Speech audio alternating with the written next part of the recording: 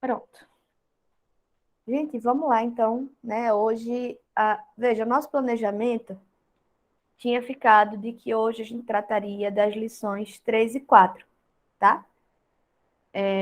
Mas eu já imaginava que talvez a gente não conseguisse chegar na 4, tanto que eu falei isso semana passada, até teve um colega que pediu para ficar com a 5, porque não ia poder estar aqui hoje. Eu quase disse a ele para ficar, porque eu estava realmente sem acreditar que a gente vai chegar na 4, mas como existe essa possibilidade, né? É sempre melhor estar aqui quem puder estar. Então, a colega, deixa eu lembrar aqui o nome, colocaram até no chat já. Peraí. Pronto. Foi Antônio, né, que me avisou aqui que Isadora falou que não ia, talvez não ia poder participar, que ela colocou o nome dela, mas ela está em prestância. Ela me mandou um e-mail, eu vi. Confesso que não respondi, porque eu recebi o e-mail no celular e eu dei aquela olhada assim na notificação. Mas é isso, eu acho que a gente não chega na 4 hoje, não. E por que, que eu acho que a gente não chega na 4 hoje? Porque, embora a gente tenha conseguido fazer uma discussão mais organizadinha das lições 1 e 2 na semana passada, essa proposta que eu faço aqui, né, dos debatedores, ela tem um lado muito bom, que é o lado da dinâmica, da gente conseguir produzir aí uma dinâmica interessante de trabalho, né, de vocês participarem, de eu sentir que vocês estão dedicados na leitura, pelo menos que sejam só 3, né? Porque eu sei que vocês leem, mas às vezes a gente lê e fica esperando que a professora dê o assunto, e quando é para a gente debater, a gente tem uma leitura mais aprofundada. E as próprias colocações dos colegas acabam ressaltando dúvidas que vocês que leram dessa forma mais tranquila podem levantar também. Então, acho que isso produz um outro efeito. Mas, por outro lado, que é o lado que talvez a gente pudesse chamar de negativo, bem talvez, é o fato de que, quando a gente faz isso, a gente não vai na ordenzinha. E veja, por isso que eu digo que talvez. Eu não acho que isso seja negativo, acho que isso é um ponto positivo também. Mas, ao mesmo tempo, eu, enquanto professora, e que vou cobrar esse conteúdo numa avaliação dessas mais para frente, preciso ter esse cuidado de saber que a gente passou por todos os conceitos, que a gente passou por todos os pontos.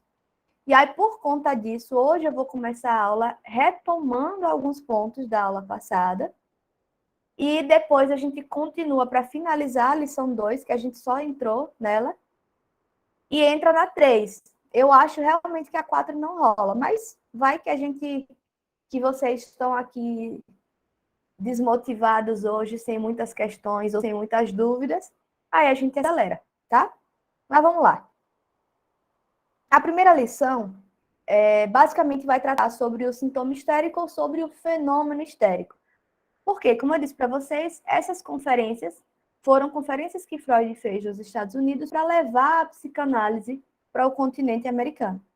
Então, ele tinha uma proposta muito clara, que era assim, de fazer um panorama geral da psicanálise, explicar o que era a psicanálise hoje e como é que se chegou até aquilo ali, tá? Ele está praticamente vendendo um produto, fazendo um pitch, como dizem hoje em dia, né? Então, ele está ali vendendo um produto que é a psicanálise enquanto uma prática terapêutica efetiva, e como com toda boa ciência, ele não pode simplesmente dizer é assim, pronto.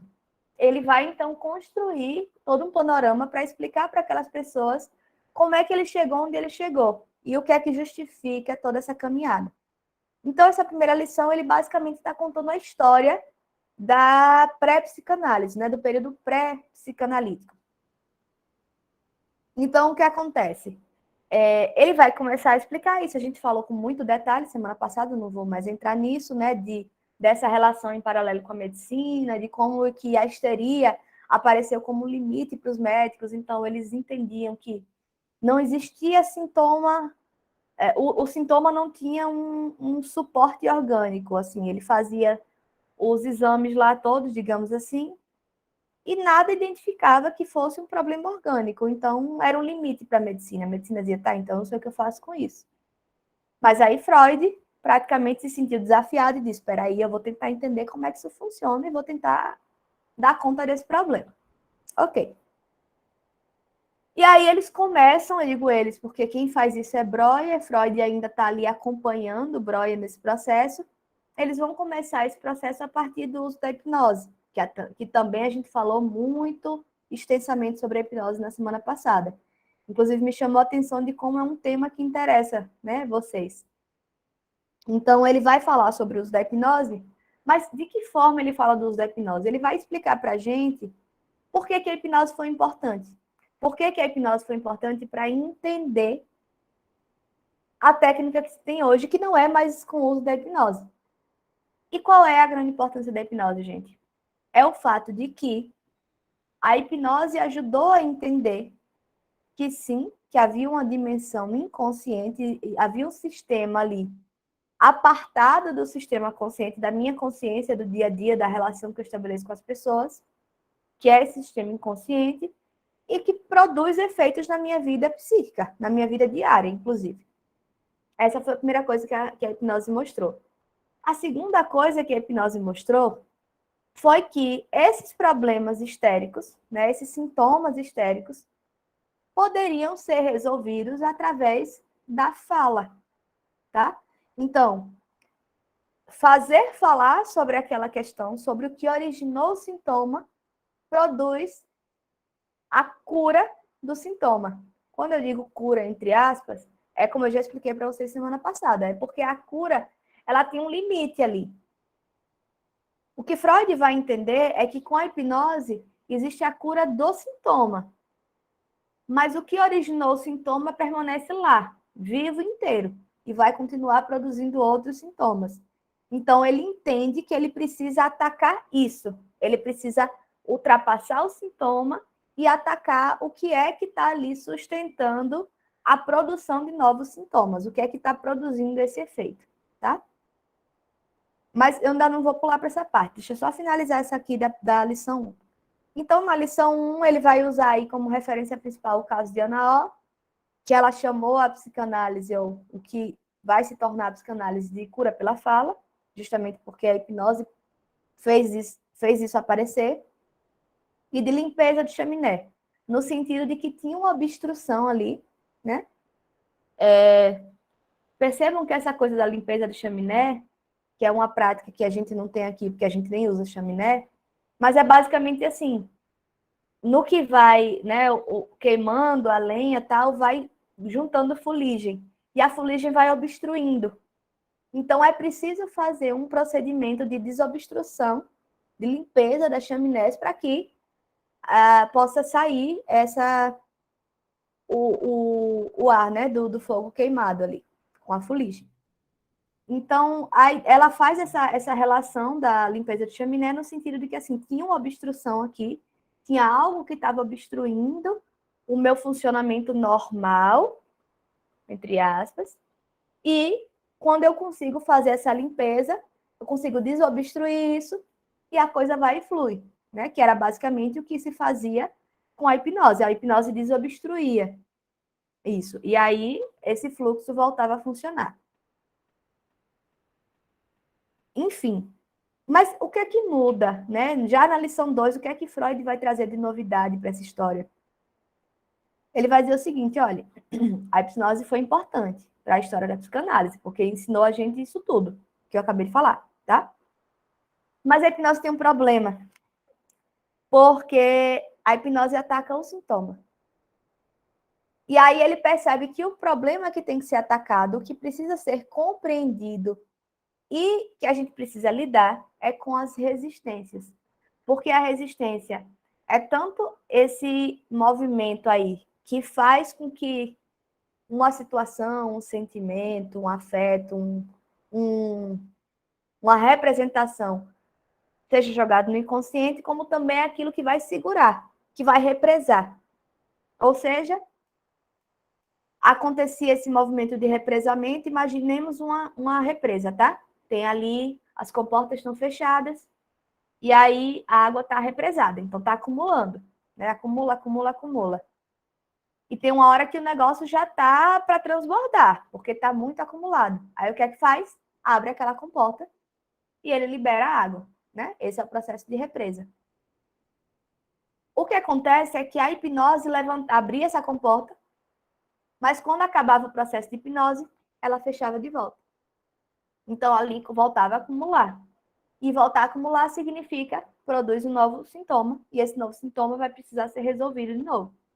Então, é como se fosse uma coisa assim... Sabe aquela expressão que a gente usa hoje em dia com muita frequência? Tipo, eu estou enxugando gelo. É tipo isso, enxugar gelo. Porque você está ali resolvendo um sintoma, mas ele vai voltar de outra forma, ele vai voltar com outra cara. Então, a hipnose vai ser abandonada por conta disso. Nesse ponto de mudança, tem duas questões que são importantes. A primeira é essa que eu acabei de mencionar, né? De que a gente para de focar no sintoma e começa a focar na resistência, de entender o que é que produz resistência, e é ali que a gente trabalha enquanto analista. E na questão da... Ai, meu Deus. Pronto, no próprio conceito do sintoma, tá? Porque é o seguinte, enquanto na primeira lição, Freud vai dizer o seguinte, sintomas são resíduos ou precipitados de vivências carregadas de afeto. Essa é a primeira definição de sintoma para a psicanálise. Na segunda lição, quando ele começa a fazer esse trabalho muito mais voltado para compreender quais são as resistências, aí ele vai dizer o seguinte, ele vai acrescentar esse conceito. Veja, continua sendo resíduos ou precipitados de vivência carregada de afeto. Só que a grande diferença é que o sintoma não é só esse acúmulo. O sintoma é o que já conseguiu transbordar. É o que consegue vir para a consciência, mas para ele vir para a consciência, ele vem, digamos assim, disfarçado. Ele se veste de uma outra coisa. E aí vem o conceito que Freud vai construir de formação de compromisso, tá? Por que uma formação de compromisso, gente? Porque existem dois interesses opostos que estão em conflito, né? O interesse do ego, que está ali levantando aquela resistência e impedindo que aquela questão inconsciente acesse a consciência, e o próprio reprimido, né? O próprio conteúdo reprimido ou recalcado, que está tentando voltar para a consciência, porque é o lugar dele. Por isso que o exemplo que ele dá da palestra, do cara chato que está lá gritando e atrapalhando a palestra, é tão importante e tão ilustrativo. Porque imagine que o cara pagou pela palestra.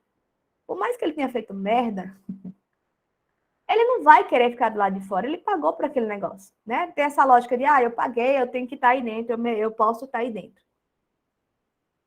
E é mais ou menos como se fosse isso. E aí, na negociação, existe uma primeira negociação que é a do sintoma. Que ele vai dizer assim, tá bom, tá ligado aquela lógica que a gente usa assim, nem você nem eu. O que é que essa expressão significa? Nem você vai ficar satisfeito com a solução, nem eu vou ficar satisfeita com a solução. Mas nenhum dos dois vai ficar completamente insatisfeito. Ou seja, em sendo assim, tá ok, a gente aceita, a gente faz esse acordo. Já que ninguém vai poder ficar satisfeito completamente, a gente dá um pouquinho de satisfação para cada lado, mas ninguém está satisfeito mesmo assim.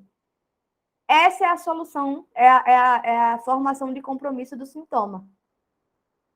O conteúdo reprimido consegue ir para a consciência, mas ele não consegue ir naturalmente, ele não consegue ir do jeito que ele iria normalmente. Ele vai travestido de alguma coisa, ele vai disfarçado de alguma coisa.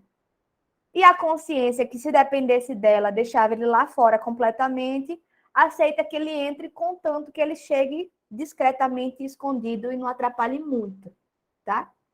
Então, é basicamente essa a ideia.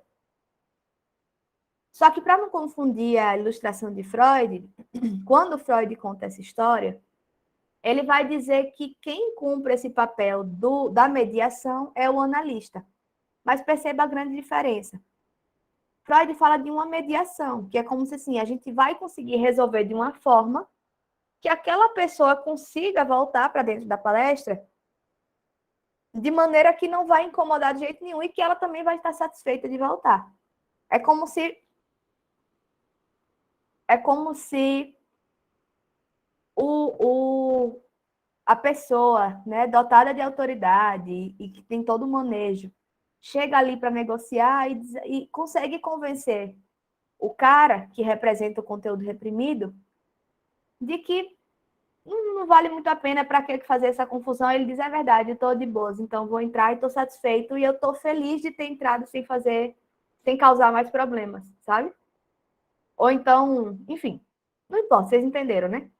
A grande diferença do sintoma é como se o sintoma fosse uma pessoa com menos autoridade e com menos manejo da história, que vai tentar fazer essa mesma negociação. E aí a negociação sai nesse esquema, nem você nem eu. Então nenhum dos dois está satisfeito. Aí o sintoma é meu Deus, qual é a palavra que Freud usa? Não era essa que eu queria, mas ele também usa na lição 3. É uma formação do inconsciente. Só que ele aparece de um jeito, ele consegue estar na consciência porque ele está bem disfarçado. Mas aí nem o conteúdo reprimido tá tendo, né, tá conseguindo ocupar o lugar que queria, da forma que gostaria, e nem a consciência, né, nem o sistema consciente também está tendo as coisas do jeito que ela quer. Então, seria basicamente isso, tá?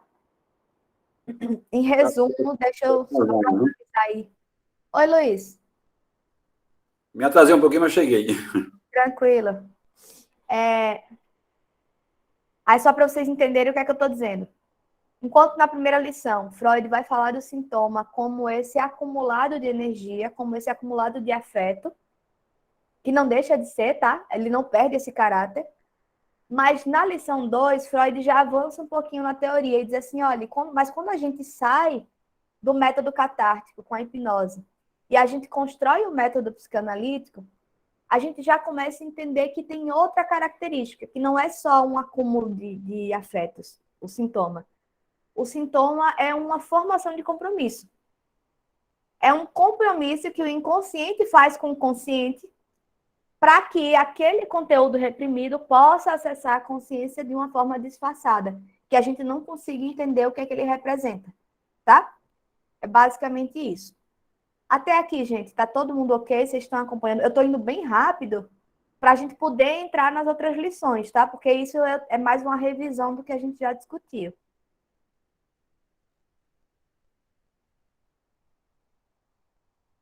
Massa. Então, como eu falei, outra contribuição muito importante da hipnose foi de entender que existia essa divisão da consciência, né? Que aí Freud vai chamar de dissociação psíquica, divisão da personalidade, divisão da consciência. Isso aí são nomes que ele vai dar. Oi, Antônio, pode falar.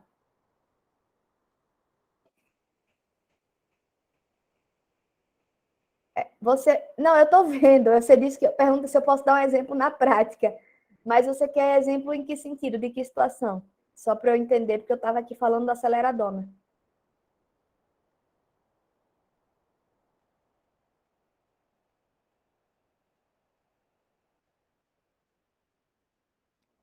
Peraí, deixa eu tentar lembrar o que eu estava falando da última parte. É da cisão da consciência ou é antes disso?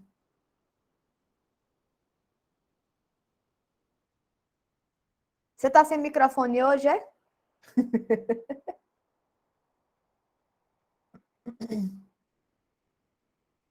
Tá, deixa eu lembrar então o que eu estava falando antes. Ah, da questão da formação de compromisso, você quer dizer? Pronto, certo. Posso. Deixa eu pensar aqui em um legal. Pronto, eu vou primeiro dar um exemplo, que é o que já está no texto, tá? Beleza, Antônio, tranquilo. Eu vou dar um exemplo primeiro do que está no texto. E se ele não for suficiente, porque ele está meio datado, né, em termos de tempo, aí eu posso pensar num exemplo mais atual da minha clínica, tá? Vamos lá. O exemplo que Freud vai dar na segunda lição, que eu já tinha dado para vocês, da menina que fica apaixonada pelo marido da irmã, que está moribunda, e a irmã morre, E aí passa pela cabeça dela a ideia quase de um alívio, que a irmã morreu, porque agora ela vai poder, quem sabe, se relacionar com o cunhado, tá? Percebam que esse pensamento que mal ocorre, que talvez não chega nem a ocorrer, porque ele já vai ser jogado diretamente para o inconsciente, porque ele é completamente proibido e completamente absurdo do ponto de vista social, né? É absolutamente condenável do ponto de vista social. Aquilo existe, e aquilo funciona, e aquilo está ali pulsando, digamos assim, é um desejo que está ali pulsando, tá? Então, como é que acontece? No caso que Freud conta pra gente, essa mulher, ela perde o movimento das pernas. Tá, professora, não entendo ainda qual o sentido, qual a relação de uma coisa com a outra. A relação que Freud vai entender na investigação do caso é justamente o fato de que essa mulher se descobriu aí apaixonada por esse cara, enquanto a irmã estava moribunda, ela fazia passeios com o cunhado. E eles passeavam acompanhados um do outro e ela sentia extremo prazer naqueles passeios. E aí esse prazer por si só já era inaceitável no ponto de vista social daquela época, né? Não só daquela época, imagina a mulher, a irmã tá lá quase morrendo e você lá com tesão no marido dela, complicado, né? Até hoje em dia, se a gente sente um negócio desse, o nosso movimento é justamente o de reprimir. Pronto. E aí é como se, tipo, a solução de compromisso é tipo assim, tá bom. Você vai perder completamente a memória disso, você não vai saber que você é uma pessoa escrota, fura-olho, talarica. Tô sendo bem moderna, usando os termos atuais. Você não vai tomar consciência disso, você vai esquecer, porque você não vai nem lembrar que você pensou nisso em algum momento da vida. Mas, em consequência, você vai desenvolver esse sintoma que vai te colocar sentado e você não vai poder mais fazer passeios na sua vida. É como se fosse uma solução do tipo assim, para ir. Perceba, eu tô sendo bem caricata, tá? É mais para vocês entenderem mesmo a correlação. É como se fosse. O que Freud vai dizer, e ele vai falar melhor disso na outra lição, na segunda, né? Sobre determinismo, aliás, na terceira, sobre determinismo psíquico, é que está tudo muito encadeado em termos de significado, do sentido que a gente dá para as coisas. Então, esse é o encadeamento lógico.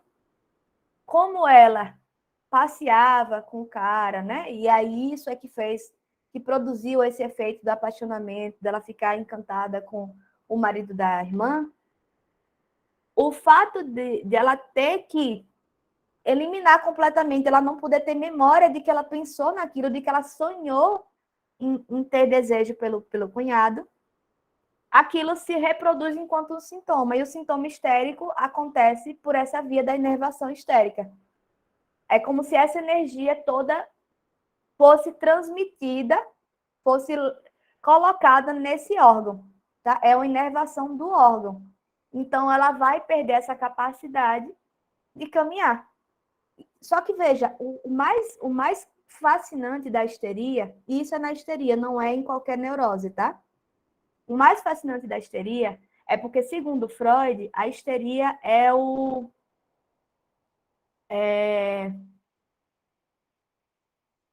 sintoma histérico, ele é o mais bem-sucedido. Por quê? Por que é o mais bem-sucedido? Porque a intenção desse procedimento todo, dessa transação, é justamente que eu não tenha consciência daquele conteúdo reprimido. Então, se eu não tenho consciência nenhuma, eu não sinto, eu não lembro, eu não sinto angústia, eu não penso nele, ele nem me passa pela cabeça, se ele aparece como uma doença muscular, como uma coisa que é muito externa a mim, que eu não provoquei, eu não consigo fazer essa associação. Então, é como se eu, de fato, conseguisse ter sucesso em excluir completamente isso da consciência. Diferente, por exemplo, da neurose obsessiva. Porque a neurose obsessiva, embora a gente esqueça, perca-se a memória sobre as coisas, na neurose obsessiva, a angústia ela permanece ali. Ela está ali presente. Você não sabe nem o que é. Você não consegue botar o dedo e dizer assim, é isso. Mas ela está ali. Na histeria, não.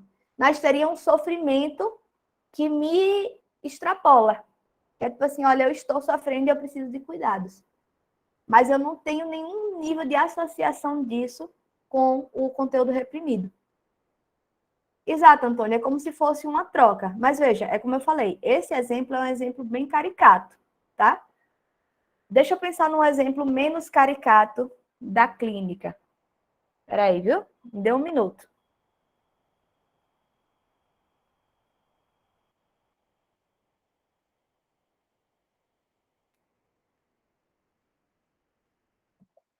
Pronto, eu lembro que eu falei para vocês semana passada, eu acho, sobre uma paciente que eu tive que ela morria de medo de tirar sangue, né? Ela desmaiava e tinha toda uma questão com sangue. E aí eu consegui entender, ao longo dos atendimentos, que tinha aí uma questão de uma história infantil, de quando ela era criança.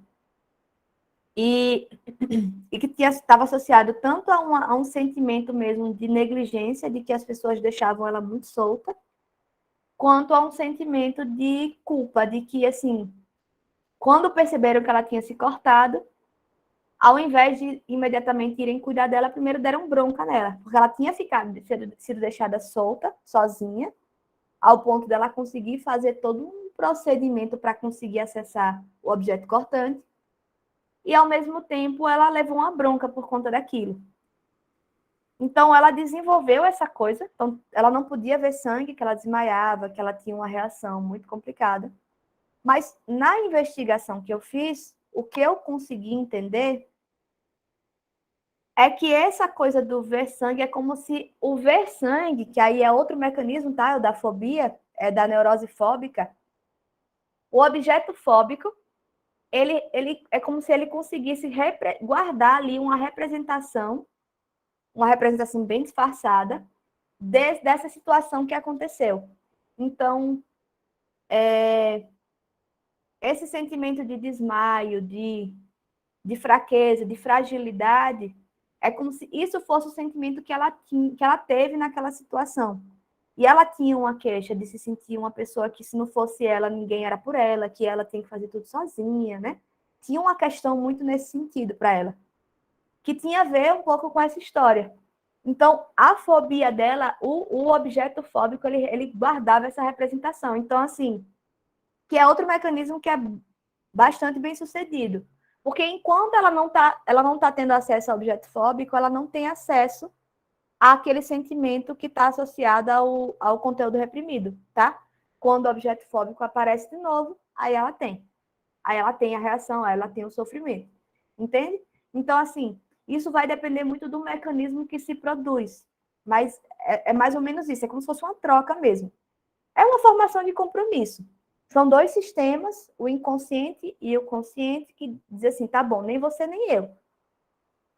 Você quer vir para cá? Conteúdo reprimido. Você quer vir para a consciência? Você vem. Mas você vem disfarçado para a gente não saber do que se trata. Tá? Você entra bem escondidinho. Eu lembrei de uma história de quando eu era criança, que meu avô estava muito doente no hospital e eu era muito apegada a ele. E aí já estava com aquelas perspectivas, né? O prognóstico era bem ruim e tal, ele já estava bem nas últimas. E eu sentia muita saudade dele, só que na época, por alguma razão, eu, como era muito criança, não podia entrar no hospital. O hospital não permitia, ou talvez fosse a ala que ele tivesse. E aí minha mãe, duas tias, fizeram todo um esquema de me levar para dentro do hospital às escondidas, assim. Então, veja, eu fui disfarçada. Não fui disfarçada, tá? Eu não vesti, botei peruca, nem me disfarcei de gente grande, não. Mas elas conseguiram fazer todo um esquema para eu entrar sem ninguém perceber. É mais ou menos isso, entendeu? Faz-se aí, constrói-se um tipo de esquema para que esse conteúdo reprimido entre de forma despercebida. E para que ele permaneça ali, de forma despercebida também. Porque se a gente percebe que ele está ali, ele produz mal-estar, produz angústia. Tá? Deu para entender, né? Mais ou menos como é que a coisa funciona. Pronto. Então, basicamente, a primeira lição é isso. Sim, é o que eu ia dizendo para vocês era justamente de que tem essa outra questão que a gente vai falar mais no 2, na lição 2, que é da dissociação psíquica ou da cisão da consciência. Então, foi outra coisa que a hipnose permitiu que a gente descobrisse, né? Que existe aí essa divisão da consciência e a partir desse momento a gente entende que tem um... Percebam que é o seguinte, na primeira lição, Freud vai dizer assim, olha, existe uma divisão da consciência. Existe o inconsciente, existe um consciente. Na segunda lição, ele vai aprofundar, ele vai complexificar essa história. Ele vai dizer, lembram que eu falei que tinham dois? Pronto, continua tendo. Mas tem aí uma relação dinâmica que se dá entre eles, que é essa relação de conflito. Existe um conflito entre esses dois sistemas que precisa ser resolvido. E isso vai ser resolvido pela via da formação de compromisso, tá? Agora percebam, isso já entrando um pouquinho, dando um indicativo da lição 3, que as formações do inconsciente em geral dizem respeito a isso. São formações de compromisso para que elementos inconscientes acessem a consciência, tá? Então, é isso que Freud vai percebendo. Que a gente tem várias formas, várias maneiras de acessar esse conteúdo inconsciente. Mas que essas maneiras que a gente tem para acessar são maneiras...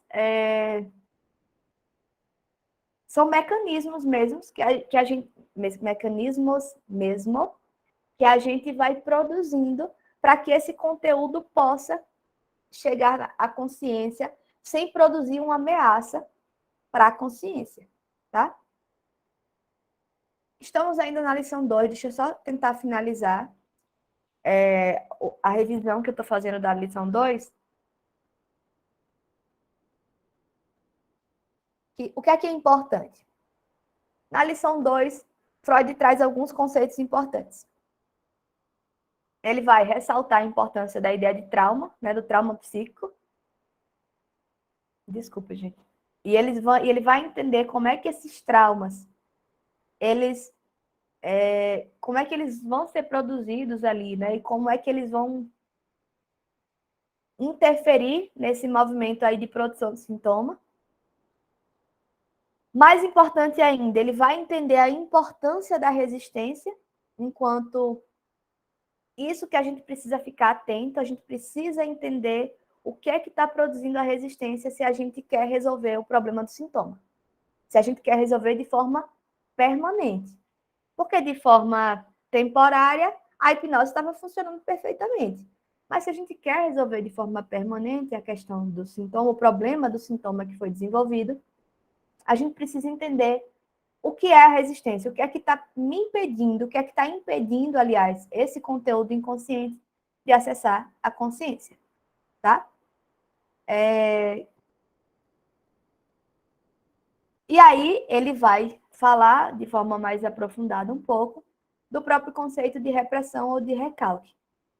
Eu acho que eu falei na semana passada que repressão e recalque são o mesmo nome, são traduções diferentes para a mesma coisa, tá? Qual é a grande diferença? A psicanálise no Brasil, ela tem uma tradição francesa. Então, muitos psicanalistas no Brasil, os primeiros lá, né, de muitos e muitos anos atrás, eles acabavam lendo Freud traduzido para o francês. Então, a gente acabou, no dia a dia, no contexto mesmo de conversa e dos clubezinhos de psicanálise, das escolas de psicanálise no Brasil, acabou usando traduções que não existem no português, mas que foram construídas pelo francês, que é a ideia, por exemplo, do recalque. O recalque hoje é uma palavra que a gente usa por conta da psicanálise. Mas até a psicanálise existir, não existia essa palavra recalque em português, tá? O que Paulo César de Souza vai falar para a gente, que é esse tradutor, né, da versão que eu mandei para vocês, é o seguinte, ele vai dizer, olha, Freud, quando escrevia, ele usava palavras que existiam disponíveis na língua, tá? E por conta disso, eu quero usar uma palavra que existe no português cotidiano, que é repressão, que seria a tradução mais literal, digamos assim, para o conceito que Freud usa em alemão. Então, ele traduz como repressão. Mas a tradição francesa no Brasil, da psicanálise, acaba traduzindo muito por recalque. Mas as duas coisas dá tudo na mesma, tá? Tem autores, tem um autor que ele faz um artigo muito complexo e muito desnecessário, na minha humilde opinião, tentando produzir toda uma diferença do que é recalque para o que é repressão. Eu acho que aquilo ali não serve para nada, só serve para confundir a cabeça de quem está começando a estudar.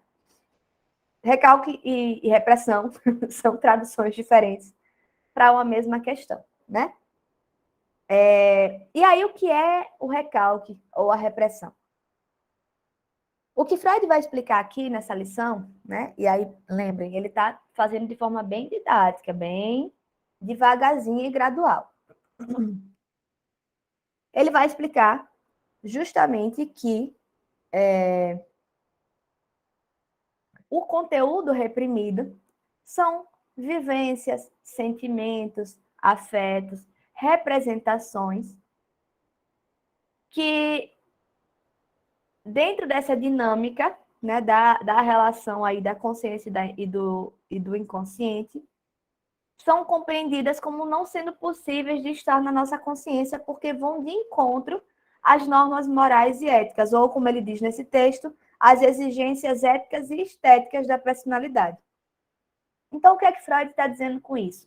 Ele vai dizer o seguinte, ó, e aí tem tudo a ver com a discussão que ele faz bem lá para frente, depois, sobre as origens da civilização e da cultura, né? De como é que a gente estabelece nossas formas de relação, a questão do mal-estar na cultura, de que a gente está sempre numa situação de mal-estar, porque é o seguinte,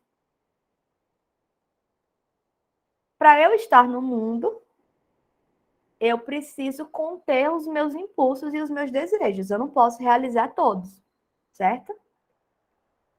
Todo mundo aqui, provavelmente, eu digo todo mundo, depois eu já boto um provavelmente, porque eu não tenho certeza, mas eu sei que comigo era assim. Quando era criança, eu lembro até hoje, na escola, a professora, a tia, dizendo assim, o seu direito termina quando começa o do coleguinha. Gente, se isso não é um marco, o marco oficial da civilização, eu não sei mais o que é. Então, percebam, tem aí uma certa conversa sobre o limite, né? Sobre o limite do que você quer e do que você gosta, mas que você precisa respeitar o que o outro quer e o que o outro gosta também. Então, a gente muito novinho, a gente já aprende isso, e que tem limites. E aí, além disso, né, tem num grau mais macro, que é assim, as leis, o que é permitido na sociedade, o que é proibido. O que não é proibido no sentido de ilegal, mas é imoral, né? Então, tem aí uma série de questões que vão se estabelecendo e que, ao longo da educação, a gente vai se deparando com isso. E isso vai limitando o exercício do nosso desejo, tá? Por isso que Freud vai falar desse mal-estar. Porque não dá para viver. Ou você escolhe realizar todos os seus desejos indiscriminadamente, e aí o mundo não sobrevive, porque, segundo Freud, né, o desejo de aniquilação do outro é um desejo muito forte, né? Então, assim, a gente vai acabar matando uns aos outros, ou, enfim, violentando uns aos outros. Ou a gente vai assumir que, para estar numa civilização, numa vivência civilizatória, a gente precisa abrir mão de algo que é da ordem dos nossos impulsos. E é por isso que o que Freud vai entender, o que a psicanálise vai trazer para a gente, é que essa cisão da consciência, essa dissociação psíquica, não é um fato patológico. Ou seja, você não precisa ser doente, você não precisa ter um transtorno mental para você ter isso. Todo mundo, em algum momento, vai passar por esse processo de cisão da consciência. Ou seja, todos nós aqui temos um inconsciente E nesse inconsciente fica ali guardado uma série de questões da ordem do nosso desejo que não podem vir à tona na consciência, porque não tem aí uma relação, porque tem uma relação conflituosa. E essa relação de conflito, a depender da potência desse desejo e da força da nossa resistência, né, da força dessa repressão, ele pode ser mais ou menos conflituoso, ele pode ser mais ou menos sofrido, tá? Ele pode ser mais ou menos sentido. Por isso que dizem assim, aquelas pessoas que tiveram uma educação mais rígida, geralmente são as que têm mais problemas, porque de fato ele vai ali integrando ao ser dele, né, introjetando uma série de exigências morais muito duras. Então, é como se a força da repressão e da resistência dele fosse maior. Porque aí muita coisa vai acabar indo para o inconsciente e coisas que talvez não precisassem estar no inconsciente. E essa que é a grande jogada, a grande descoberta da psicanálise e da cura psicanalítica, no sentido de uma terapêutica psicanalítica. Que é o seguinte, nem tudo que está no inconsciente precisaria estar. Existe aí uma possibilidade de negociação com isso. E essa negociação não precisa ser uma formação de inconsciente, como o sintoma faz, nem você nem eu. Talvez dê para negociar a tal ponto que todo mundo fique satisfeito e esse conteúdo a gente perceba que ele nem é tão danoso assim, e ele pode ficar aqui na consciência de boa sem me incomodar a vida, tá? Por isso que outra frase muito famosa de Freud é a seguinte, ele diz o seguinte, para esquecer, primeiro é preciso lembrar. Porque o que ele vai dizer é que o que está esquecido no inconsciente é um esquecido que está ali produzindo um efeito danoso na nossa vida, que está ali insistindo para aparecer. Quando a gente consegue lembrar, no sentido de olhar para aquilo, encarar o que está ali como um conteúdo reprimido e integrar ele à nossa consciência, aí sim a gente pode lembrar daquilo e aí sim a gente pode esquecer, porque de fato aquilo deixa de ter importância e aquilo deixa de ser um fantasma na nossa vida. Tá? Gente, até aqui, me diga aí como é que tá.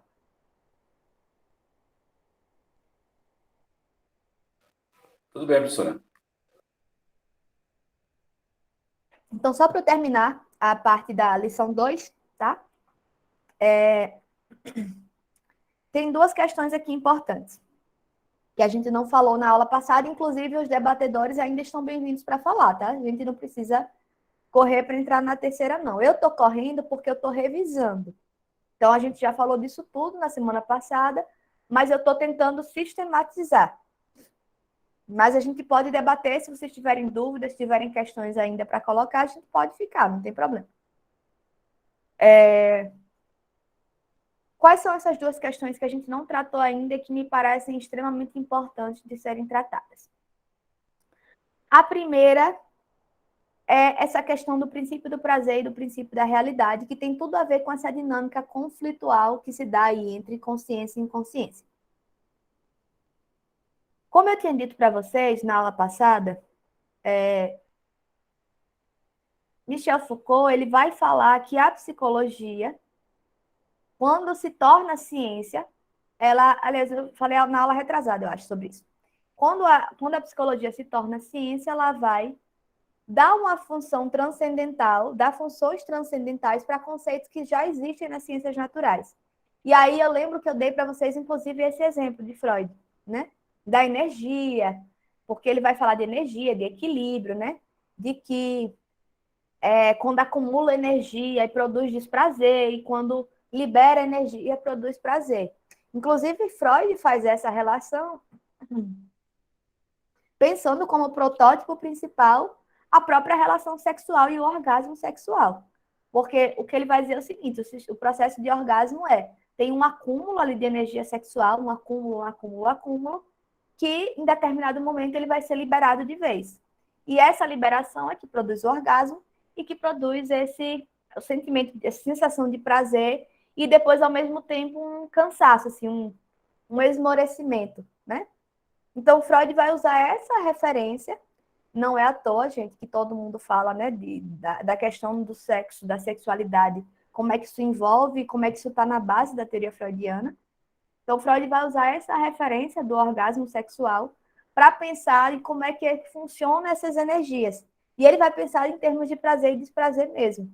Então, ele vai pensar esse acúmulo de energia como um aumento do desprazer e que o sentimento de prazer estaria na possibilidade de escoar. E aí, qual é o grande ponto de virada, para mim, assim, a coisa mais interessante, assim, um ponto que é muito interessante na psicanálise, é que o sintoma, embora cause dor, sofrimento e produza queixa, também tem algo de prazer nele. Que é aí que Lacan vai usar o conceito de gozo, enfim. Mas aí é outra história, eu não vou entrar nesses detalhes, que é muito, já é mais aprofundado, tá? Mas percebam que tem aí é como se ficasse nesse limiar entre o prazer e o desprazer. Então, o sintoma, né, é uma forma de produzir esse sentimento de prazer, de permitir que esse acúmulo consiga escoar um pouco. E aí, apesar disso se fazer enquanto sofrimento, também tem uma produção de prazer aí, de uma outra maneira que está atrelada a essa situação. Outro ponto que eu acho que é importante mencionar aqui da lição 2 é o que eu já mencionei no sentido de que não apenas o sintoma, mas as outras questões que a gente vai falar na frente, são formações substitutivas, ou seja, o sintoma é uma formação de compromisso que produz uma forma substitutiva e possível de estar na consciência para o reprimido, tá? Então, aí ele vai terminar a lição 2 ainda, explicando que haveria três, de resolver esse problema do sintoma de uma forma efetiva e permanente. Quais seriam as 3 maneiras? Número 1, elaboração, que ele vai colocar aqui a reconsideração do desejo patogênico. Ou seja, o que é que isso significa? Encarar lá o desejo que está reprimido, entrar em contato com ele, acessar ele e dar um lugar para ele na nossa vida diária, consciente, tá? Então, essa mulher, por exemplo, que desejava o marido da irmã, se ela consegue produzir uma elaboração no sentido de construir uma forma de não se condenar tanto por ter desejado o irmão, ou de ter desejado o marido da irmã, isso seria uma forma possível que a análise vai poder proporcionar em alguns momentos, em alguns aspectos, de que esse conteúdo reprimido volte para a consciência. Número 2, sublimação. A sublimação seria dirigir esse desejo para uma meta mais elevada. A gente vai ver na lição 3, especialmente na lição 4, que essa questão do caráter sexual, né, das pulsões, que ele vai chamar, inclusive, de libido, né, a pulsão sexual, ou ele vai chamar também de libido. De como que é possível dar uma outra meta, dar um outro caminho para essa pulsão, para esse desejo que está ali impulsionando a entrada na consciência, de forma que isso apareça de uma maneira mais aceitável. Gente, o que é que simbolizaria as possibilidades de sublimação? Segundo Freud, todas essas atividades que são muito valorizadas pela civilização. Arte, e aí com arte eu estou falando de música, de teatro, de cinema, de tudo que está relacionado à arte, pintura, escultura, etc.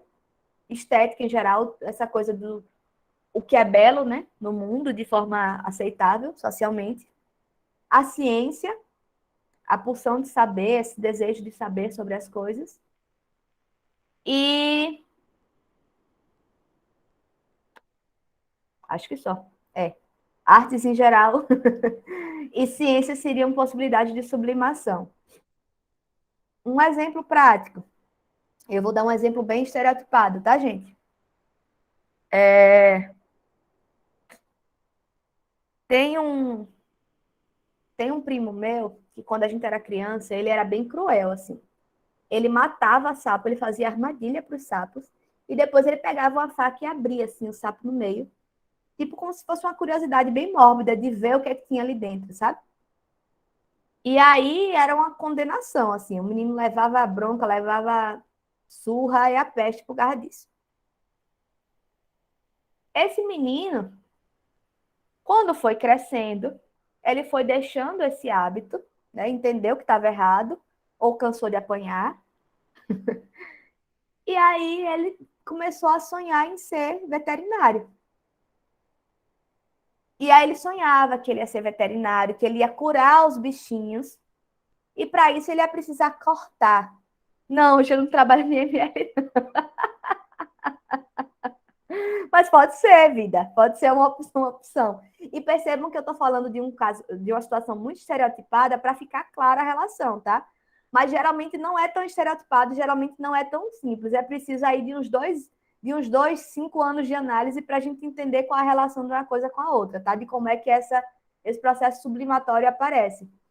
Mas percebam o seguinte: ao mesmo tempo que, quando ele deseja, ele sonha em ser veterinário, ele sai do lugar do menino que era cruel com os animais e se torna um menino que está preocupado em cuidar dos animais, aliás, um homem que está preocupado em cuidar dos animais.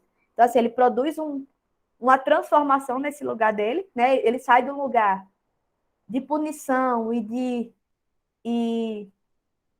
que não, em desacordo com esses comandos civilizatórios, e ele vai para o lugar oposto, né, que está de acordo com isso, que é uma pessoa que vai salvar os animais, né, que vai cuidar deles.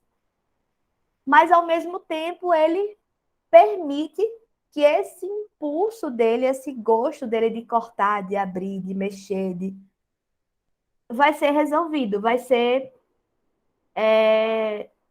que esse prazer ele vai poder sentir, sem culpa nenhuma, porque ele está fazendo uma coisa boa. Percebem qual é a lógica da sublimação? É que você vai dar vazão a esse desejo, mas de uma forma tal que você faz isso sendo não apenas aceito socialmente, mas ainda ovacionado e parabenizado pelo que você está fazendo, pelo serviço que você está prestando, tá? Mas, como eu falei, não é, nem sempre é tão estereotipado, geralmente não é tão óbvio esse processo. E, às vezes, até a explicação fica um pouco mais difícil. Por exemplo, eu já tive uma paciente que ela tinha uma questão aí tinha um processo para ela de dificuldade mesmo de lidar com isso, né? Com esse lado que ela é como se ela tivesse um medo de um lado que fosse ruim dela, de um lado que fosse mais cruel, e ela não conseguia acessar isso, ela não falava disso. Mas, em determinado momento, eu percebi que ela tinha essa coisa com arte, ela desenhava, pintava, fazia uma série de coisas assim de caráter artístico, e ela gostava muito de cinema.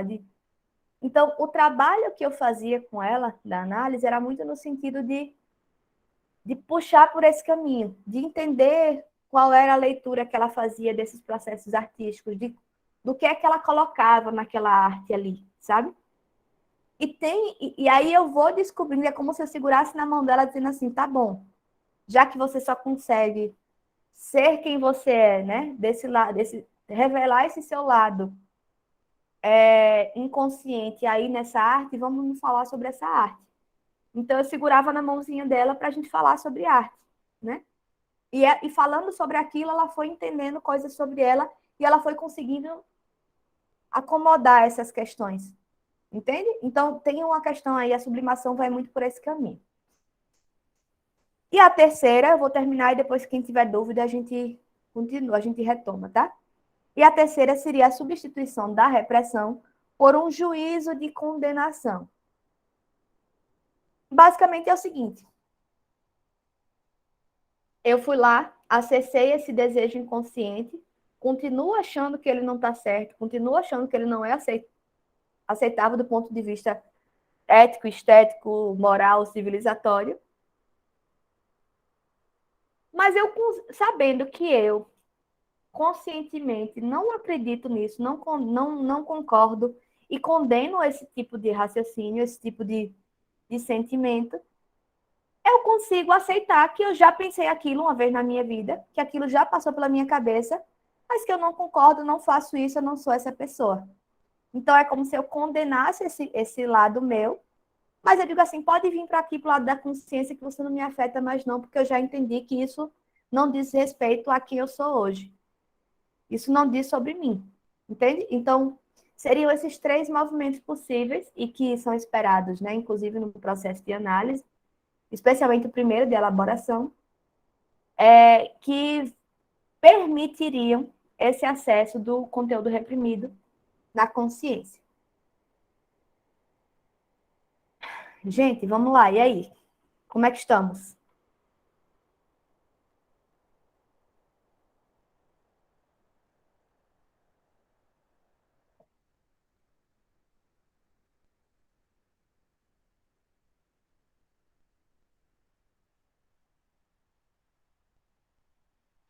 Tá tranquilo, professora. Tá. Então, quanto a essas três questões aqui, vocês não têm dúvida, não. Eu tinha, E mas deixa eu agora não. Pronto, vida, ótimo. Deixa eu perguntar aqui, deixa eu olhar de novo quem era. Luiz Adalberto, Sabrina e Alisson, que eram os debatedores, foram os debatedores da segunda conferência. Inclusive, Sabrina não veio semana passada, mas estou vendo que ela está aqui hoje, né?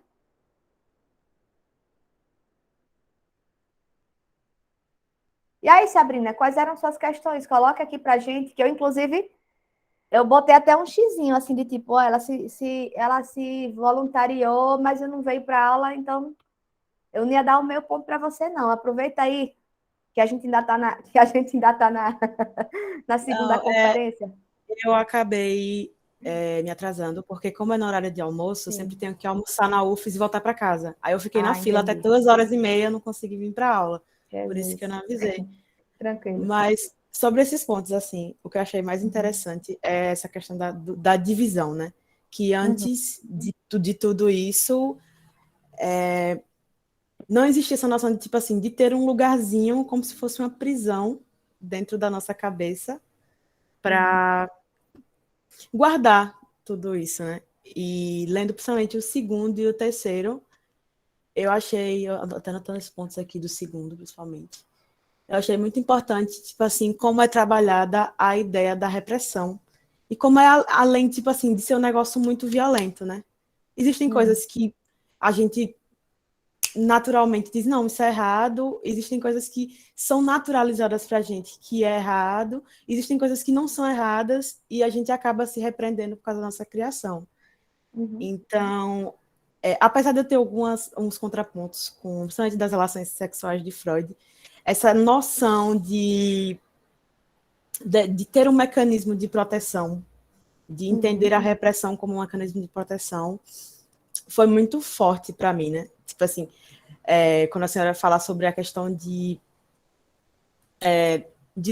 lembrar para esquecer, né? Que, tipo assim, eu já tive muitos problemas e eu acabei indo muito para os psicólogos e, tipo assim, sempre que eu ia trabalhar, ela sempre voltava para a infância. E eu acabei percebendo que muitos dos problemas que eu tinha, muitos dos bloqueios, muitas das formas como eu lidava com as coisas, tinham a ver com as faltas e com esses nãos que eu recebi lá no passado, né? Então, tipo assim, hoje, ativamente eu não consigo lembrar o que aconteceu, mas eu ainda tenho reflexos disso e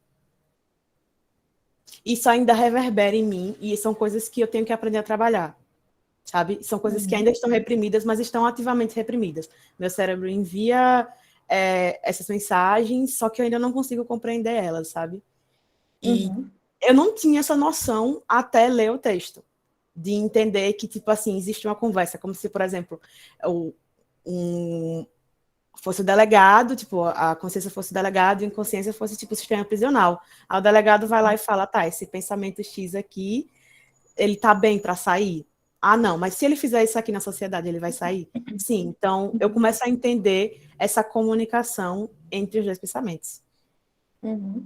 É que são dois Acho que sistemas, né? Não seriam dois pensamentos, são dois sistemas os diferentes que sistemas, estão ali se isso. comunicando, né? Na minha cabeça, meio que tudo era a mesma coisa. Eu Uhum. não conseguia entender isso. E principalmente Sim. no terceiro, quando ele vai falar dos sonhos, é que me pega muito, que a senhora ainda vai abordar e eu possa coisa mais. Mas por Pronto. hora, é basicamente esses pontos. Massa. Obrigada, Sabrina. Inclusive, você E traz uma questão. Não, sem desculpa eu ter problema. faltado semana passada, porque na Não, correria eu acabei não sem lembrar. problema. Eu só te avisei assim, que eu vi você, eu falei, ó, deixa eu avisar a Sabrina para ela, porque como ela não veio, aí eu nem coloquei o pontinho dela, mas aí eu posso colocar ainda, né? Porque ela tá aqui, então. Aí deixa eu dizer, você traz uma coisa que eu acho que é importante, que é mais aprofundado, o Freud não traz nesse texto, porque a ideia dele é só de dar uma noção geral, mas que é interessante para vocês saberem, assim. Tem isso que Sabrina colocou, muito bem colocado, que, assim, tem coisas que são erradas. A gente entende que são erradas e a gente coloca no inconsciente. Tem coisas que talvez nem sejam tão erradas assim. Mas a gente faz essa leitura de que está errado por conta da nossa história, de como que a gente viveu isso, de como a gente aprendeu o que era certo e o que era errado, e aí vai para o inconsciente. E tem mais ainda, gente. Essa ideia de que existe um encadeamento, né? De que existe uma cadeia significante que está aí produzindo esse inconsciente. Uma coisa que Freud vai falar no texto da repressão, que tem um texto especificamente para falar da repressão, tem uma coisa muito curiosa que ele vai dizer o seguinte: é como se esse núcleo do reprimido, assim como se o lado do que é reprimido, né, do conteúdo reprimido, tivesse um núcleo forte ali que atrai para ele tudo que guarda qualquer lembrança com ele. Então, às vezes, tem situações que a gente que vão entrar, tem vivências que vão entrar na categoria do reprimido, sem que precise entrar nessa categoria, porque ela só guarda uma associação de leve, mas é como se o nosso aparelho psíquico ele fizesse esse movimento de triagem, de tipo, eita, isso aqui está muito parecido com o que está reprimido, então joga para cá, é dessa categoria, sabe? É quase como se tivessem essas categorias e você vai um para um lado e um para o outro. Então, quando a gente vai fazendo o processo de análise, a gente vai alcançando certas coisas que a gente fica até pensando assim, mas meu Deus, por que isso era inconsciente? Por que eu não conseguia ter acesso a isso? Mas é porque isso está associado com outras questões que você ainda não alcançou, que ainda são mais profundas, e talvez essas sim sejam mais dolorosas, sejam mais difíceis da gente lidar ou encarar. Fale, Sabrina. Eu lembrei de um exemplo, por exemplo, eu sofria muito até os meus 16, 17 anos, fobia social. Eu não conseguia, por exemplo, fazer compras, porque eu não conseguia falar com a caixa, eu não conseguia pedir nada, eu não conseguia falar no telefone. E, tipo, eu fui pro psicólogo, eu comecei a trabalhar isso, e ela começou a me perguntar, tipo, como era a minha relação com a minha mãe. E eu acabei percebendo que minha mãe não deixava eu fazer nada em casa, porque ela sempre achava que o que eu fazia não era suficiente, estava errado. E essa constante repressão, até hoje, me faz me sentir insegura de como as pessoas vão reagir comigo quando eu vou fazer alguma ação. Então, tipo, eu demorei, acho que da infância até agora, com 20 anos, para reconhecer essa linkagem, sabe? De como a repressão dos meus pais lá no fundo, hoje afeta até a forma como eu me relaciono, como eu converso. Sim. Perfeito. Perfeito. O exemplo de Sabrina acho que já ilustra muito bem, né? É exatamente isso. Então vamos lá, gente. Vamos entrar na 3, né? O que é que vai ter na terceira lição? Eu vou dar uma introduzida muito rápida e depois eu chamo meus debatedores, que são Tiago, Gabriela e... Não, minto. Aqui é da 4. Peraí. E nem é dessa turma, eu tô toda confusa. Vida, Tássia e Ana. Tá? Mas as outras pessoas, mesmo quem não está inscrita como debatedor, podem falar, podem perguntar. Sabrina, você também que não conseguiu vir semana passada, se você quiser também falar mais coisas, fique bem à vontade, viu? Então vamos lá. Na terceira lição, Freud vai basicamente falar disso que eu estou chamando de formações do inconsciente. E o que é importante nisso aqui? Até aqui, veja, na primeira lição ele vai contar a história lá da histeria, de como é que ele, enquanto médico, se deparou com esse problema, encontrou esse limite e disse, limite para mim é pouco, vou extrapolar, vou conseguir passar esse limite aqui, né? Essa é a meta, vou dobrar a meta. Foi isso que Freud falou e foi o que ele fez. Então, ele primeiro vai falar na primeira lição ali como é que ele se deparou com o problema da histeria e como é que ele foi lidando com esse problema da histeria junto com Breuer. Na segunda lição, ele já está sozinho, sem Breuer, então ele vai construindo de fato aqui como é que a psicanálise começou a se constituir enquanto uma prática terapêutica, a partir desses conhecimentos que ele já vinha acumulando. E na terceira lição, ele dá mais um passo. Ele diz assim, veja, mas o mais legal dessa história toda é que no meu processo de estudo e no meu processo de trabalho clínico com a psicanálise, eu entendi que a psicanálise não dizia respeito apenas à doença, a sintoma. Eu começo, enquanto médico, entendendo dali. Mas o que eu percebi é que no dia a dia, o inconsciente vai aparecendo. Tipo, a gente está aqui sendo atravessado por esse inconsciente o tempo todo. E aí, percebam, não estou falando de inconsciente coletivo, tá? Que aí tem uma discussão que aparece aqui, inclusive, ele faz uma referência não direta a Jung, né? As discordâncias que Jung está começando a ter com ele naquele momento. Mas o que eu estou falando é no sentido assim, o inconsciente, ele aparece. Freud tem um livro que eu acho muito legal, que é Psicopatologia da Vida Cotidiana. É um livro gostosinho de ler, é um livro que você lê sem ser para estudar, assim, você lê de curiosidade.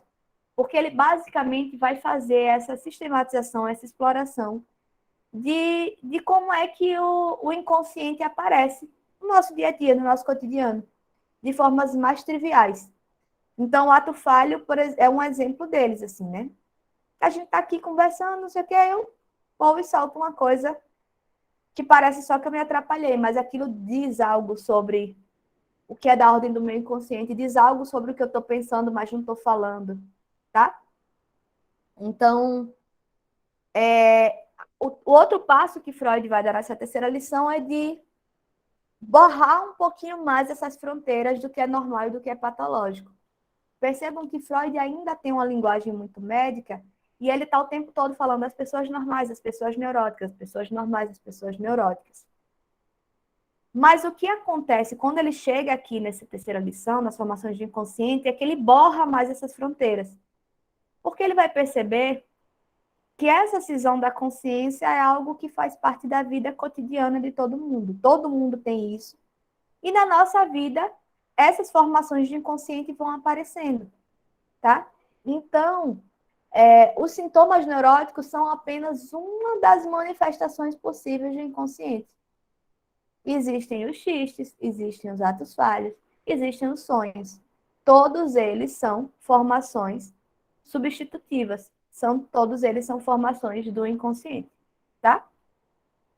Feita essa breve introdução que dá uma passada geral em tudo, agora a gente vai fazer as questões, né? Vocês, os meus debatedores, vão me colocar aí as questões e a gente vai discutindo ponto por ponto o que é que a gente tem aqui, o que é que a gente pode desenvolver mais em termos de conceito, né? Para entender melhor. E aí, vamos lá. Vida, Tássia e Ana. Você está conseguindo me ouvir? Pronto. Tá um pouco ruim, Vida. E vixe, é porque o lugar que eu tô tá bem ruidoso, assim. Aí eu tive que vir para outro. E agora? Agora melhorou um pouco. Agora melhorou. Tá. Eu queria dizer que agora eu tô sem meu caderno, que eu anotei um monte de coisa. Só que eu vou tentar. A senhora deu uma breve explicação. Aí eu lembrei de algumas coisas que eu achei interessante. Que assim, no início, ele disse que se desprende um pouco daquele rigor que ele tinha antes em relação ao que o paciente fala só pode ter a ver exatamente com o que está sendo buscado, né? Como se fosse que aqueles atos falhos, aquelas, enfim, aquelas confusões que a gente faz de vez em quando, que a gente fala, né? Normal, do que a gente fala mesmo, não fosse importante para o diagnóstico final, né? E aí eu acho interessante isso, que qualquer coisa que seja dita, seja ela diretamente relacionada ou não com que ele queria saber, era relevante no final, para ele conseguir olhar todo o contexto, ver todas as relações, e aí chegar no final, né, realmente, no alvo, e no ponto que merecia a mudança, né? O alvo, realmente. Tá. Eu acho que o que você tá trazendo aqui é um pouco dessa questão que ele vai colocar da associação livre, né? Que eu acho que é um conceito importante para a gente começar por ele. Tá, você me deu um minutinho, deixa eu só pegar aqui uma caneta, porque eu tô aqui só de cabeça, mas como vocês vão começar a falar, eu vou anotando para não perder nada, tá? Só um minutinho.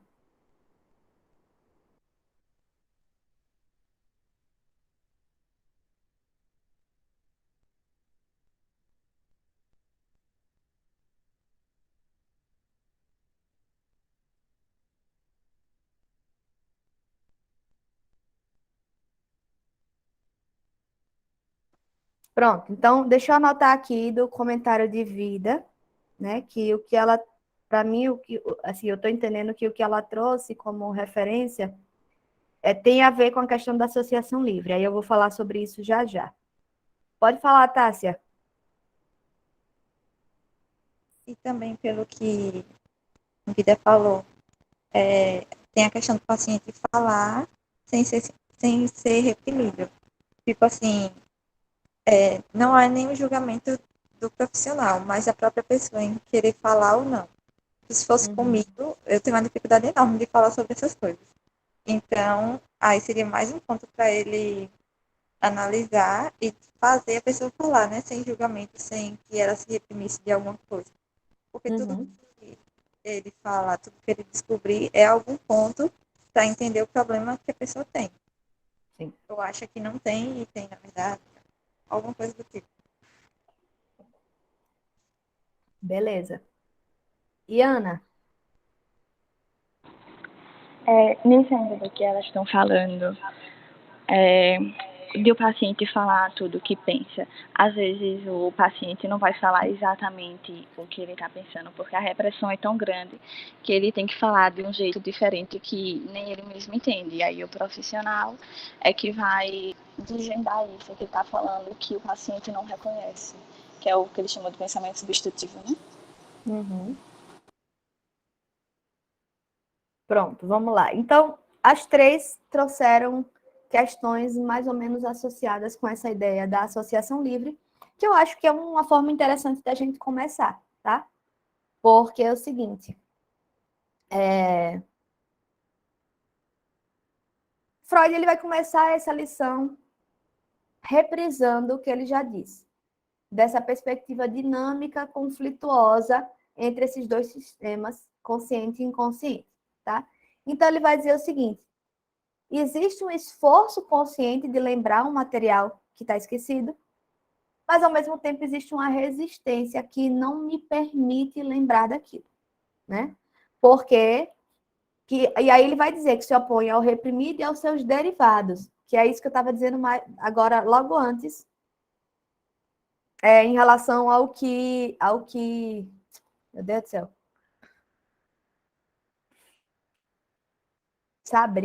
Ao que Sabrina colocou. Que é o seguinte, não é só o que é inconsciente, o que é o conteúdo reprimido em si. Aliás, não é só o que é o conteúdo reprimido em si, mas os derivados dele acabam se tornando inconscientes também porque vão se associando a eles. Associativamente, vai tudo indo para o inconsciente, tá? E aí, se Freud resolve abrir mão da hipnose, ele perde a via de acesso dele para o inconsciente. Porque a gente já entendeu que a hipnose era a via de acesso que ele tinha direto para esse inconsciente. Mas ele abre mão, porque ele entende que não dá um resultado permanente, ele quer um resultado permanente. E que, para encontrar esse resultado permanente, a gente precisa entender qual é a resistência, o que é que está ali na ordem da resistência. A técnica que Freud desenvolve, que é a técnica principal, é a chamada regra de ouro da psicanálise. É exatamente assim que ela é chamada, tá, gente? Regra de ouro da psicanálise. Que é a associação livre, vai dizer simplesmente o seguinte: a pessoa deve falar tudo que lhe vem à mente. Perceba um detalhe, não é tudo que ela quiser, não. É tudo que vier à mente. Eu digo isso porque quando eu dava supervisão de estágio, eu dou hoje, mas é para pessoas individuais, eu dava em grupo. Quando eu dava supervisão de estágio, era muito interessante porque às vezes as pessoas faziam bem assim: mas, Carol, aí eu disse ao meu paciente que era para ele falar tudo que ele quisesse, que ali era o espaço dele. Eu fiz: não, veja, o espaço é dele. Mas ele não pode falar tudo que ele quiser. Ele vai falar o que vier à cabeça dele. Essa é a regra, né? E por que que essa é a regra? Porque se a pessoa só falar do que ela quiser, ela só vai falar do que é confortável para ela. E o que é confortável para ela vai ficar no âmbito da consciência. Ela não vai conseguir sair muito daquele lugar. O falar tudo que vem à mente implica justamente em você dar espaço para esses atropelos, para os atos falhos, para os xistes, para as histórias que se atravessam e que não parecem fazer nenhum sentido com o que você está falando ali. Para um sonho que você está falando uma coisa e diz: ah, lembrei de um sonho agora que eu tive. Aí conta do sonho. Porque isso tudo vai trazendo esse material do inconsciente. Às vezes eu falo para meus pacientes isso, né? Que é para falar o que vem à mente. E aí já teve situação de dizer assim: ah, Carol, mas eu não consigo, eu não sei como é que faz isso, não. Não está vindo nada à minha mente, né? E aí eu sempre conto uma história que eu acho que até nesse texto mais para frente que Freud vai usar essa referência. Ele vai dizer o seguinte: associar livremente é a seguinte situação. Imaginem vocês viajando dentro de um ônibus, tá? A gente aqui não tem trem, não vou usar o exemplo que ele dá, não, porque ele fala dentro de um trem. Mas você está lá dentro do ônibus, você senta ali na janela, você se recosta e olha para fora, o ônibus começa a andar. Aí ele pega uma velocidade, ele está ali andando a 100 por hora, 80 por hora, 100 por hora.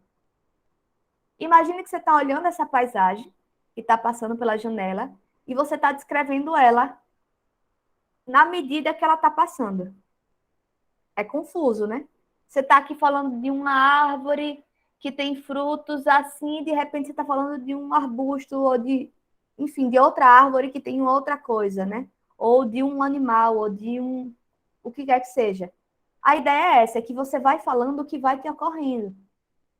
Porque é isso que vai fazer com que esses elementos que não têm autorização formal de alcançar a consciência, eles vão vindo de outras maneiras, a partir dessas formações que parecem mais inocentes, mas que fazem com que esses elementos apareçam, tá? Então, às vezes não é preciso nem que seja um ato falho, ou um xiste, ou um sonho. Mas, às vezes, só o fato de isso acontece muito, assim. A pessoa está aqui falando de uma coisa e diz: eita, esqueci, perdi a linha de raciocínio e esqueci. Isso é resistência, tá, gente? De forma geral, isso é a resistência que agiu e disse assim: opa, você está indo longe demais, você está chegando muito perto do ponto que você não pode saber, então acabou por aí. A pessoa dá um branco, e isso é muito comum na clínica. Aí a pessoa diz: tá, mas então vamos mudar de assunto, tá? Tá bom, tudo bem. Aí a pessoa vai e traz outra coisa. Geralmente, não é 100% das vezes, tá? Porque não tem regra direta. Mas, geralmente, esse novo assunto que vem tem relação com a outra questão, mas é porque o inconsciente ele é tão esperto, ele é tão safo, que ele faz assim: tá bom, não vai deixar eu falar por aqui, não? Eu vou por esse outro caminho. Fala desse assunto. E aí o assunto vai trazer elementos que, para mim, que estou fazendo a escuta, que sou profissional, que tenho essa formação, que tenho essa compreensão, vou conseguir fazer essa construção.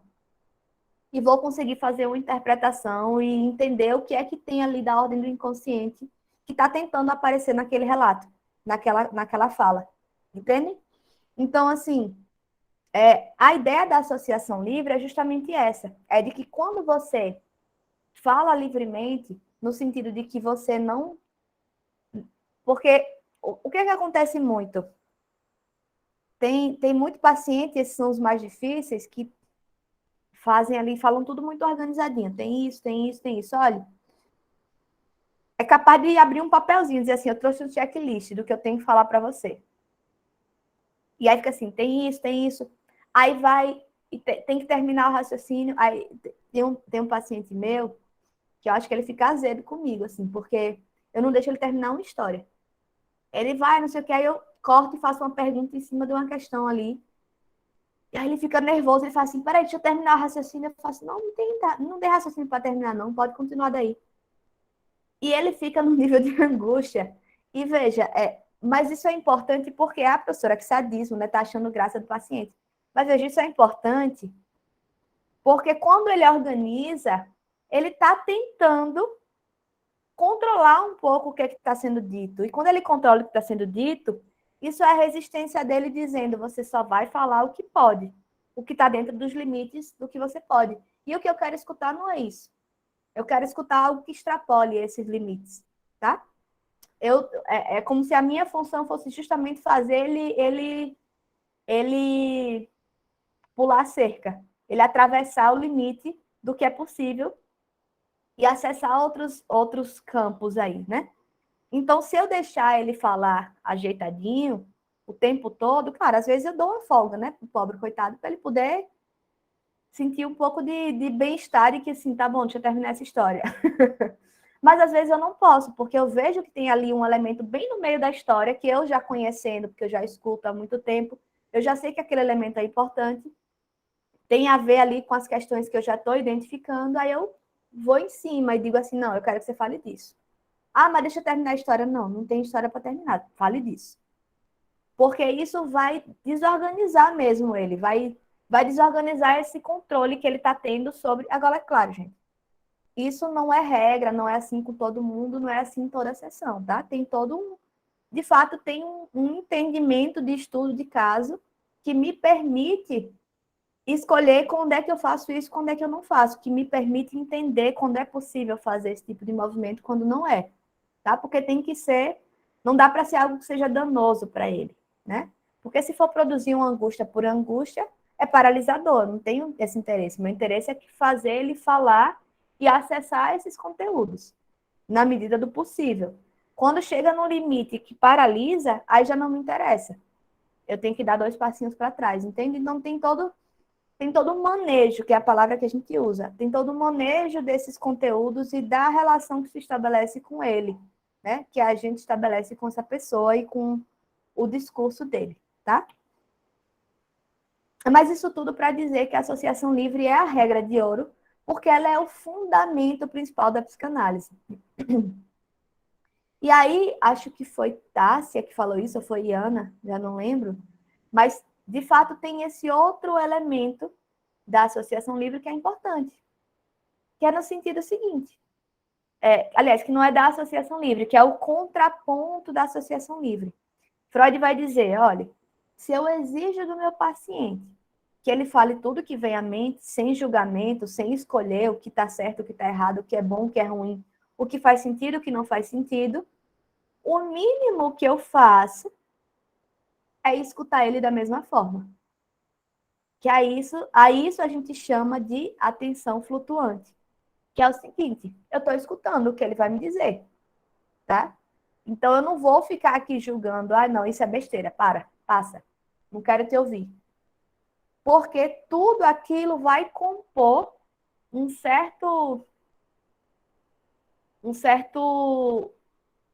certa trama mesmo, que vai me permitir entender como é que se dá esse caso, como é que a coisa se constrói. Claro, quando eu digo para vocês que eu chego com o meu paciente que quer contar a história direitinho e eu interrompo e digo, não, me fale disso, isso já é um paciente que está comigo há 4, 5 anos, tá? Não precisa de tanto, né? Acho que ele está uns 4, assim. Mas, tipo, é um paciente que eu já sei, né? Que não é que eu estou julgando que isso é importante ou não, mas eu já sei qual o mecanismo que ele usa para tentar escapulir, para tentar assumir um certo controle ali do que é dito para não sair desse lugar do que é permitido pela consciência. E eu sei que o meu trabalho e o trabalho dele implica em sair desse lugar, senão a gente não sai do lugar, senão a gente fica ali, ele vai ficar falando e não vai dar em nada, eu vou estar só ganhando dinheiro sem fazer nada. Então eu preciso fazer esse movimento, aí eu faço, mas não é porque eu avalio que o que ele está falando está errado, ou não faz sentido, ou não tem importância, é porque eu já entendo a história, eu já entendo quais são os elementos centrais daquela história dele, e eu sei que ele está que tem uma estratégia em jogo aí, né? Que ele está aí contando uma história e jogando um elemento que é central no meio do deserto para eu nem perceber que ele está ali. E aí eu pego e faço assim. É disso aqui que eu quero saber. Tá? Porque eu já entendo, porque eu já acompanho há muito tempo. Mas não é assim sempre. E a regra principal para o analista é justamente a de escutar tudo também sem julgamento. Também sem parte. E julgamento não é simplesmente sem eu ficar assim, tipo, ai meu Deus, que coisa horrorosa, que pessoa triste, que pessoa horrorosa. Não, não é só isso. Isso a gente também não faz, tá? Até porque, meu filho, depois de muito tempo de escuta, a gente ouve tanta história, de tanto jeito, que a gente já não acha mais nada muito bizarro. Tem uma amiga minha, que ela é da área de exatas, ela é engenheira da computação. Aí ela diz assim, eu tenho uma agonia de conversar com você, porque parece que nada que a gente fale com você te surpreende muito. Tudo é muito normal. Aí eu falo, minha filha, se você já tivesse escutado tanta história que eu já escutei, você não ia achar nada mais em comum mesmo. Para me surpreender, tem que fazer. É trabalhoso, sabe? Porque assim, a gente vai escutando e não é porque é bizarro ou porque é esquisito.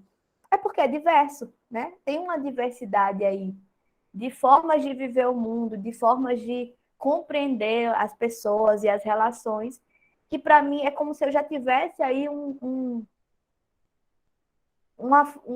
conteúdo muito mais amplo dessas coisas. Então, para mim, de fato, não. Sabe, ela vai me contar uma história, como assim, olha, fulano fez isso, aí eu faço, sim, daí, e o que é que tem? Aí não, você não acha estranho, eu faço, não, desculpa, mas eu não, sabe? A gente já não acha mesmo, assim. Mas não é sobre isso, não é só sobre isso, tá? É muito mais sobre essa questão de não selecionar conteúdo. Por isso que a psicanálise é lenta. Porque aí você diz assim, professora, 5 anos, 6 anos, 10 anos. É porque a psicanálise ela é lenta justamente porque a gente não faz a coisa focada, a gente não vai no sintoma. A gente quer tentar encontrar onde é que está o nó, que dá essa origem a todos os sintomas, as formas como a gente vai. E quando eu digo nó, não precisa ser um só, não, tá, gente? Mas assim, de entender o que é que está ali produzindo esses efeitos sintomáticos, o que é que está produzindo aquele sofrimento.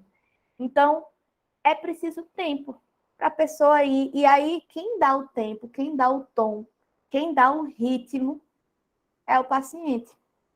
Então, assim, eu já tive paciente que em 9 meses, simbolicamente, literalmente,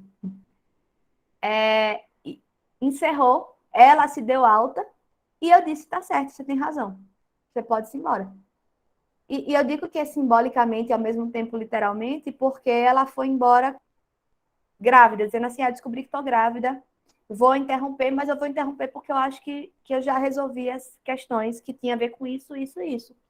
Aí eu concordei, eu disse, é verdade, tá certo. E ela foi embora com 9 meses. Agora eu tenho um paciente que já está comigo há quase 5. Está resolvendo coisas, mas ainda tem um caminho pela frente. Eu tenho um paciente que está comigo há 3 anos e que mal começou a caminhar. Entende? Então, assim, é o tempo de cada pessoa.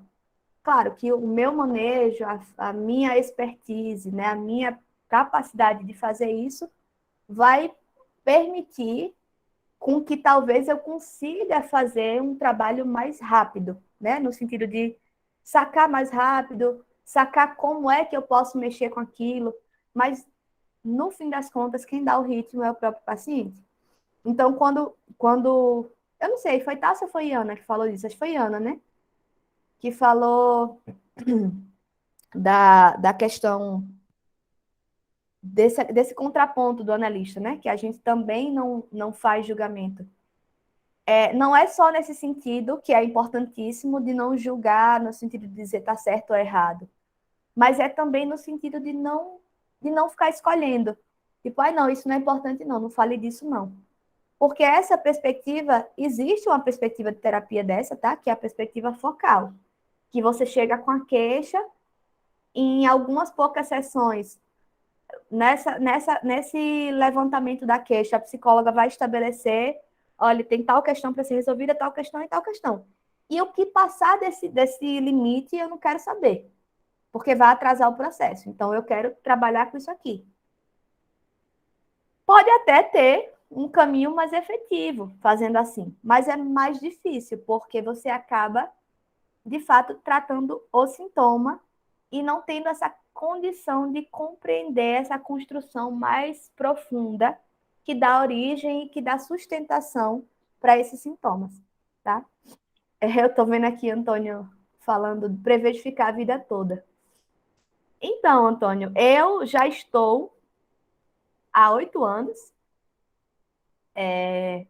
mas eu também faço, assim, eu tenho um entendimento de que eu, enquanto psicanalista, eu preciso estar em análise, porque volta e meia tem uma questão ali que mexe comigo e eu preciso levar para a minha análise. Agora, claro, em algum momento eu vou dizer assim, tá, eu já consigo dar conta, já consigo entender minimamente, e eu posso ter ali o contato da minha analista para dizer, veja, eu estou precisando de uma sessão porque estou com uma dificuldade específica com o paciente. Porque é diferente de eu chegar para um analista que eu não conheço e dizer, eu preciso de uma sessão, ele vai dizer, sinto muito, filho, uma sessão eu não faço nada por você. Eu só te escuto desabafar. E outra coisa é eu que já tenho uma história com essa pessoa, ela já me escuta há anos, eu posso interromper e em algum momento dizer assim, olha, apareceu uma situação que eu entendi que eu preciso voltar para análise. E aí eu volto por 1, 2, 3 sessões, enfim. Ou o tempo que for, né, que a gente entender que seja necessário, tá? Eu tô vendo agora o seu comentário, Guilherme, de tirar da zona do conforto. É basicamente isso mesmo, tá?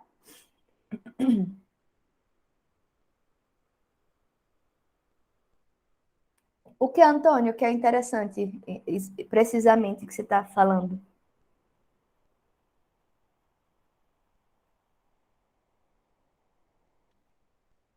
Esperando, ele deve estar digitando, né?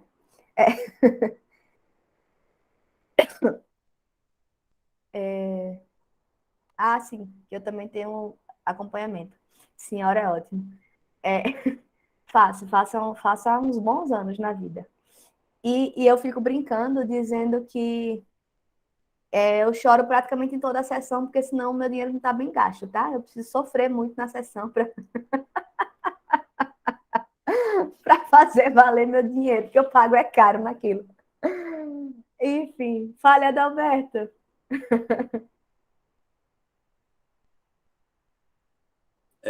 Então, professora, bem interessante. Eu estava analisando também na tua especialidade e na futura nossa especialidade também, né? Como eu já vivencia um pouco essa área de educação física em si. Às vezes a gente que vai fazer uma certa atividade, um treinamento para uma prova, alguma coisa assim, que a gente não quer gastar os nossos próprios conhecimentos. A gente procura um outro profissional para que ele trabalhe o nosso desenvolvimento, para que a gente possa atingir um objetivo, uma atividade ou uma competição que vai ter futuramente. É mais ou menos assim que funciona, né? Sim, sim, exato.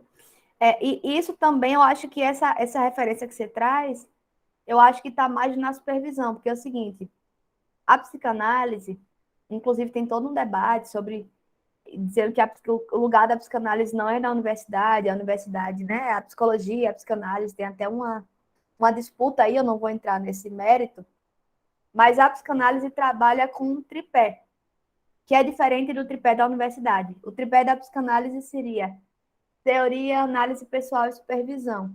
Então, eu acho que esse exemplo que você dá é mais próximo ainda da supervisão. Porque, veja, eu tenho meus pacientes, tá? E aí, volta e meia, eu tenho alguma dificuldade. Essa dificuldade pode ser de ordem afetiva, no sentido de eu perceber que tem algo meu ali, que eu não estou conseguindo lidar, que ele está disparando, né? Que ele está acionando um gatilho meu, e aí eu tenho que levar para minha análise. Mas às vezes é uma questão técnica mesmo, de que como eu estou muito imersa naquela escuta, eu estou ali, é como se eu não conseguisse, às vezes, captar a dimensão total do negócio. Então, eu vou lá na supervisão, eu marco uma supervisão e digo, olha, tem tal questão aqui. O paciente tal é assim, assim, assim, ele traz assim, assim, assim, tem isso, isso, isso, e eu não estou conseguindo entender essa situação aqui, nem saber como é que eu lido com essa situação aqui. E aí o meu supervisor vai discutir o caso comigo, vai me dar algumas sugestões em alguns momentos, vai mandar ler alguma coisa em outros momentos. Então, tem esse processo também, tá? Que eu acho que talvez aproxime mais do exemplo que você deu, mas é exatamente isso, né? De que a gente acho que é muito aquela coisa assim de que, como é a expressão, gente? Eu adoro ficar usando expressão popular, mas eu nunca lembro nenhuma, né? Inteira, que é casa de ferreiro, espeto de pau, né? Pronto, essa eu acertei. Isso mesmo, professor. Eu sou péssima. Toda vez eu quero usar expressões populares, mas eu nunca lembro da desgraça da expressão. Eu fico aqui me batendo para lembrar. Enfim, casa de ferreiro, espeto de pau. É isso, veja, se você tem uma questão aí, né? Não é você quem vai resolver. E é engraçado porque, assim, na psicologia isso é mais óbvio. Porque tem uma dimensão afetiva, e aí a gente que trabalha na psicanálise, especialmente, que tem essa dimensão inconsciente, né? De um afetivo que é inconsciente, não dá para sozinha eu dar conta disso. É bom ter uma ajuda, né? Apesar de que nesse texto, nessa palestra, na lição 3, Freud ele faz uma defesa aí de que se você quiser se tornar um psicanalista, né, você pode fazer uma autoanálise pela via dos sonhos, né? Pela via da análise dos seus próprios sonhos. E claro, Freud fala isso porque foi assim que ele fez, tá? Ele foi o criador desse negócio todo e ele não teve psicanalista para ele. Mas então ele precisou, para ele compreender as questões dele, para ele lidar com as questões que apareciam para ele nos atendimentos, né, que as pessoas colocavam, ele foi fazendo uma autoanálise, mas isso aí não é para qualquer um, é Freud que faz, né? Eu, particularmente, estou há 8 anos em análise e eu ainda não me sinto pronta para deixar, porque eu acho que eu não tem certo limite mesmo para o quanto de autoanálise eu consigo fazer. E olha que eu já tenho uma compreensão muito boa, né, depois de 8 anos, de quais são as questões que estão em jogo aqui para mim, tá? Fala aí, Adalberto. Porque eu fiz esse comentário porque eu estava no texto 3, e tem um momento que ele fala assim, quando me perguntam como alguém pode se tornar um psicanalista, aí ele fala, eu respondo, pelos estudos, meus próprios sonhos. Eu já achei bem interessante. Uhum. Aí ele, com perfeito discernimento de todos os oponentes de psicanálise que evitam até hoje a apreciação da interpretação dos sonhos.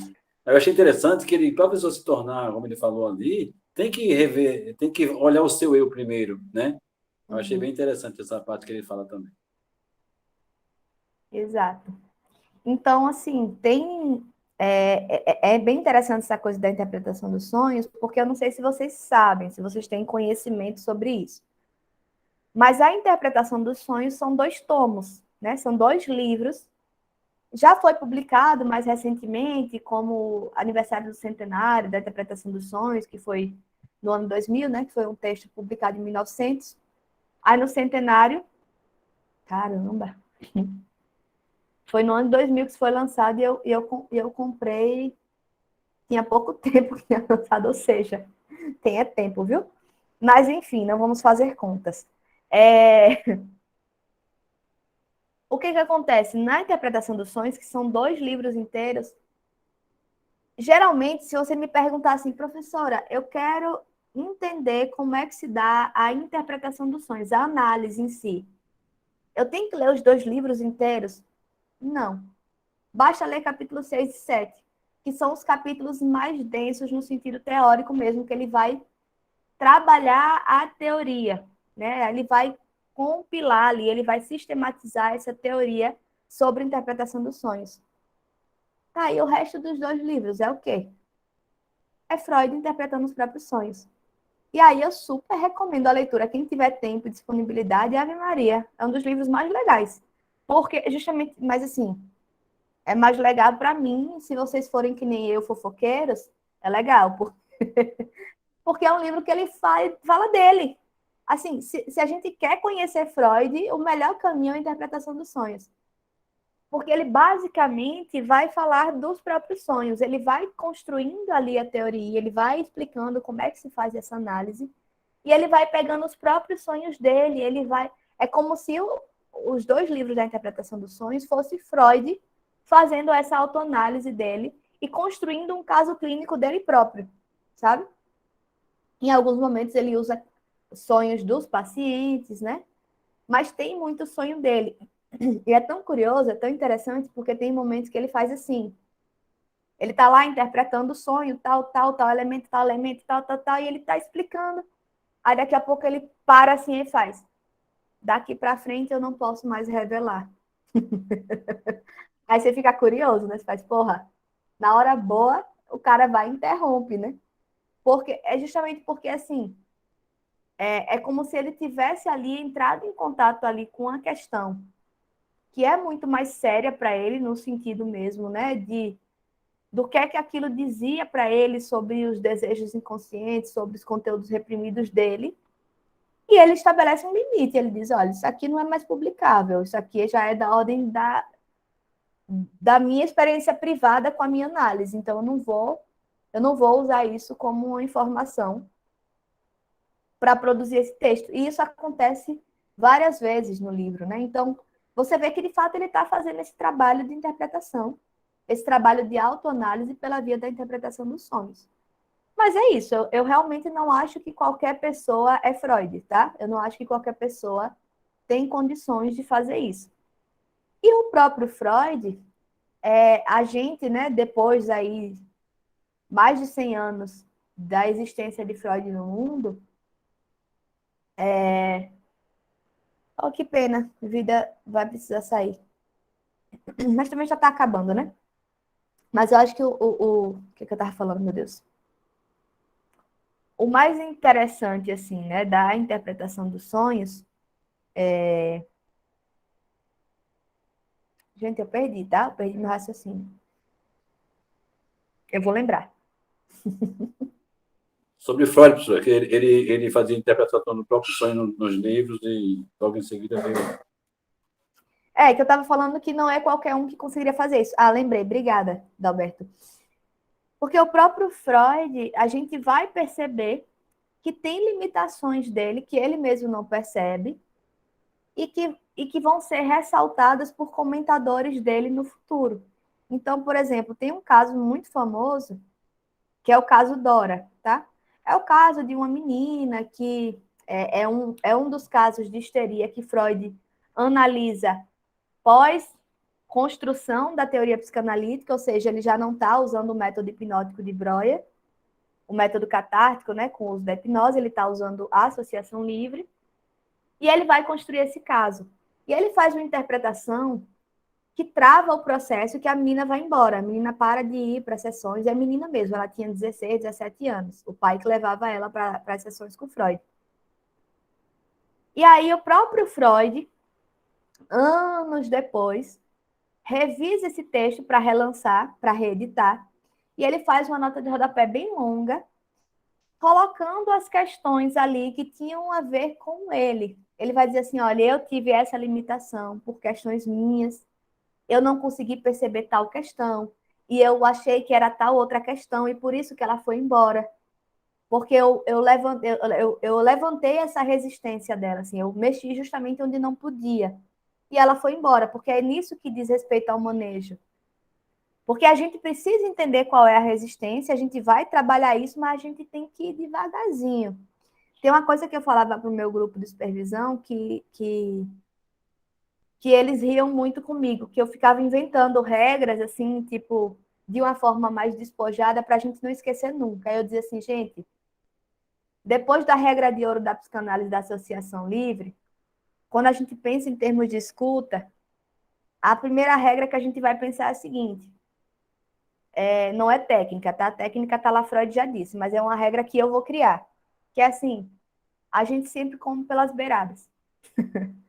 Porque se a gente for direto no ponto, a pessoa ela não sustenta. Porque, veja, se ela produziu todo um sintoma para dar um disfarce para a questão, para o conteúdo reprimido, porque ela não dá conta de olhar diretamente para ele.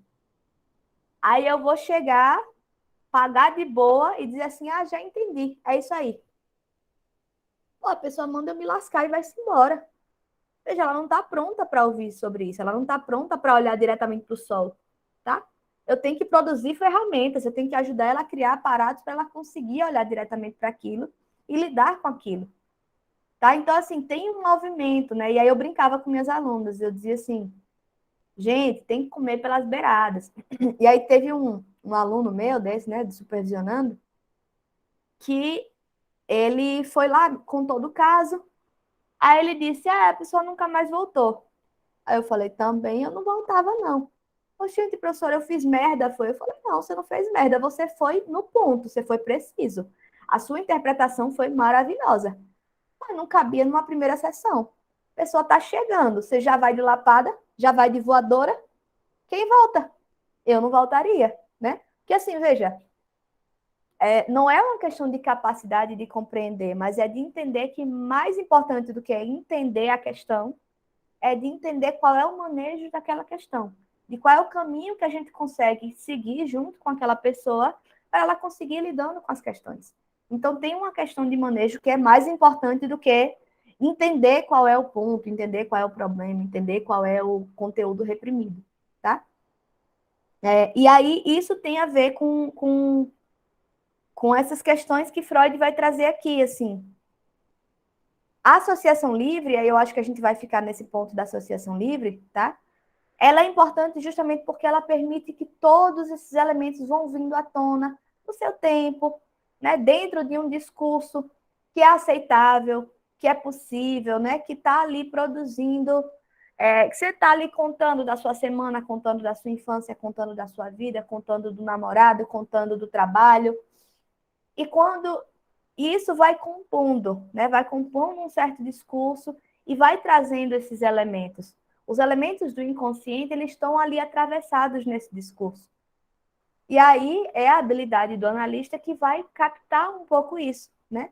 E isso se dá especialmente por essas formações de inconsciente, mas não apenas, tem várias outras técnicas. Mas o que Freud vai entender, e o passo que ele dá nessa lição, é de dizer assim, é justamente de turvar um pouco essa diferença entre o normal e o patológico. Ele vai dizer: olha, todo mundo, nós que nos entendemos como normais, a gente também tem uma consciência dividida, a gente também passa por esse processo de dissociação psíquica, a gente também tem um inconsciente, e ainda que a gente não desenvolva sintomas neuróticos, ou pelo menos não sintomas neuróticos graves, a gente vai demonstrar nosso inconsciente a partir de várias outras questões. De um ato falho, de um xiste, de um sonho que a gente tenha, e também dos sintomas, tá? Mas, gente, eu acho que por hoje, né, a gente já trouxe essa base. Eu acho que semana que vem aí vocês me lembram, caso eu não lembre, de que é muito mais uma questão da gente passar ponto por ponto nesses conceitos. Eu ainda gostaria de ter maiores participações das minhas comentadoras, né, Tássia, Iana e Vida. Eu acho que vocês trouxeram um comentário geral de compreensão, mas talvez fosse legal se vocês trouxessem dúvidas mesmo. Mas não só elas, tá, gente? Qualquer pessoa que está lendo, que está pensando sobre isso, produzir dúvidas é sempre legal, porque ajuda mesmo a elaborar melhor a teoria. Tá? Acho que por hoje é só. Eu não vou nem selecionar pessoas para a lição 5, tá, gente? Porque acho que a gente não consegue chegar na 5 essa aqui talvez a gente consiga ir um pouco mais rápido, mas eu acho que ainda, né? Eu suponho que ainda tenham questões aqui para serem trabalhadas. Eu ainda vou ter que falar tanto desses conceitos que eu mencionei mas tem os processos psíquicos de deslocamento e condensação que são importantíssimos para a gente entender inclusive esse funcionamento do inconsciente. E aí, na próxima, ainda tem a questão da sexualidade, do complexo de Édipo, que eu acho que mobiliza muito mais. Então, semana que vem a gente fica com esses e depois a gente finaliza com a última lição, tá? Beleza, Obrigada, professora. gente. Obrigada pela presença, pela participação e até semana que vem. Bom feriado para vocês. Boa Páscoa. Tinha alguém que queria falar comigo no final da aula. Eu vou ficar aqui aguardando, tá?